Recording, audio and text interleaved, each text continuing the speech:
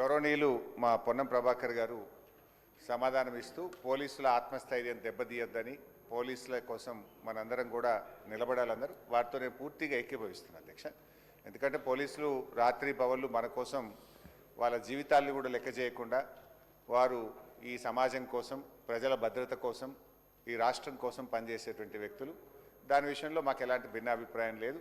అందుకే ఆనాడు ఈ కేసీఆర్ గారి ప్రభుత్వం పోలీసులకు పెద్ద ఎత్తున 46,000 మంది రిక్రూట్మెంట్ చేసినాం. మేము కొత్త కమిషనరేట్లు పెట్టాం, ట్రాఫిక్ పోలీసులకు అలవెన్స్ తెచ్చాం, పోలీసుల సంక్షేమం కోసం ఆరోగ్య భద్రత లాంటి పథకం కూడా తెచ్చాం అధ్యక్ష.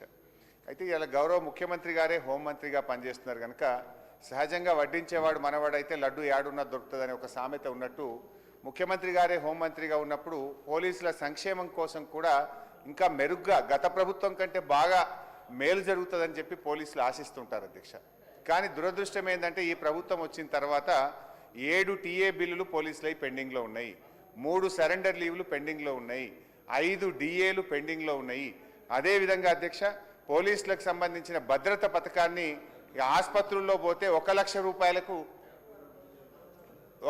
రూపాయలకు మాత్రమే పరిమితం చేశారు. మా సిపిఐ శాసనసభ్యులు సాంబశివరావు గారు చెప్తున్నారు, మా కొత్తగూడెం జిల్లాలో 72 టీఏలు పెండింగ్లో ఉన్నాయంటున్నారు. కొన్ని జిల్లాల్లో టీఏలు ఇచ్చి కొన్ని జిల్లాల్లో ఇవ్వకపోవడం.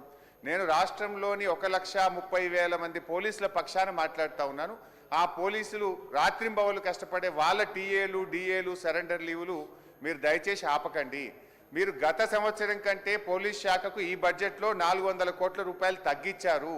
ఇయర్ ఆన్ ఇయర్ పోలీస్ శాఖకు బడ్జెట్ పెరుగుతుందా తగ్గుతుందా? ఎందుకు తగ్గించారు?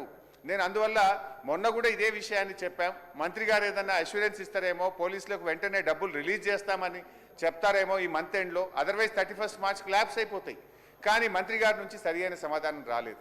సో పోలీసుల టీఏలు, డిఏలు, సరెండర్ లీవులు విడుదల చేయనందుకు నిరసనగా, పోలీసుల ఆరోగ్య భద్రతా పథకంపై ఒక మంత్రి గారు భరోసా ఇవ్వనందుకు నిరసనగా, అదేవిధంగా పోలీస్ శాఖలో 17,000 ఖాళీలు ఉన్నాయి, అవి నియామకం చేయాలని చెప్పి మేము కోరాం.